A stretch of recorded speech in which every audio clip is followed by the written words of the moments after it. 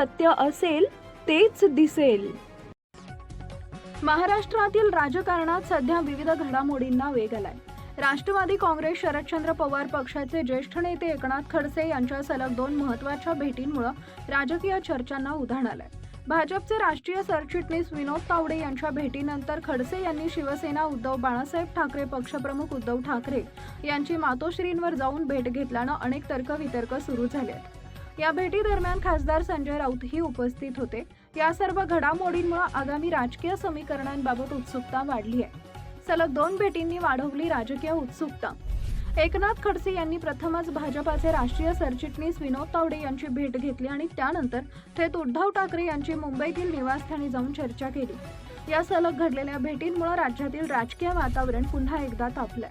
विशेषतः खडसे पुन्हा भाजपमध्ये जाणार असल्याच्या चर्चांदरम्यान झालेल्या या भेटीमुळे विविध राजकीय अर्थ काढले जात आहेत. मात्र या भेटींमध्ये नेमकी कोणती चर्चा झाली याबाबत अधिकृत माहिती समोर आलेली नाही. याआधी भाजप नेते विनोद तावडे आणि राष्ट्रवादीचे नेते जयंत पाटील यांच्या कथित भेटीची चर्चा सुरू असतानाच तावडे यांनी एकनाथ खडसे यांची भेट घेतली.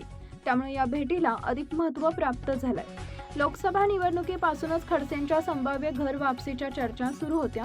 त्यामुळे तावडे यांनी खडसेंच्या निवासस्थानी जाऊन घेतलेली ही भेट केवळ शिष्टाचारापुरती नसून त्यामागे काही मोठे राजकीय संकेत असू शकतात अशी चर्चा राजकीय वर्तुळात रंगू लागली आहे. भाजप प्रवेशाबाबत आधीपासूनच सुरू होत्या चर्चा. एकनाथ खडसे यांच्या भाजप प्रवेशाबाबत गेल्या काही महिन्यांपासून सातत्यानं चर्चा होत आहे. दिल्लीतील वरिष्ठ नेतृत्वाशी या संदर्भात संवाद झाल्याचंही विविध राजकीय वर्तुळात बोललं जात होतं. काही वृत्तानुसार केंद्रीय नेतृत्व या निर्णयाबाबत सकारात्मक असल्याचं सांगितलं जात असलं तरी राज्यातील काही प्रभावशाली नेत्यांच्या भूमिकेमुळे हा निर्णय पुढे ढकलला गेल्याची चर्चा आहे. मात्र याबाबत भाजप किंवा संबंधित नेत्यांकडून कोणतीही अधिकृत घोषणा झालेली नाही. उत्तर महाराष्ट्रातील राजकीय समीकरणांवर लक्ष. राजकीय विश्लेषकांच्या मते उत्तर महाराष्ट्रातील भविष्यातील राजकीय समीकरणांच्या दृष्टीने या भेटी महत्त्वाच्या ठरू शकतात. जळगावसह उत्तर महाराष्ट्रातील राजकीय प्रभाव, आगामी स्थानिक स्वराज्य संस्था आणि भविष्यातील निवडणुकांच्या पार्श्वभूमीवर विविध पक्षांकडून रणनीती आखली जात असल्याची चर्चा आहे.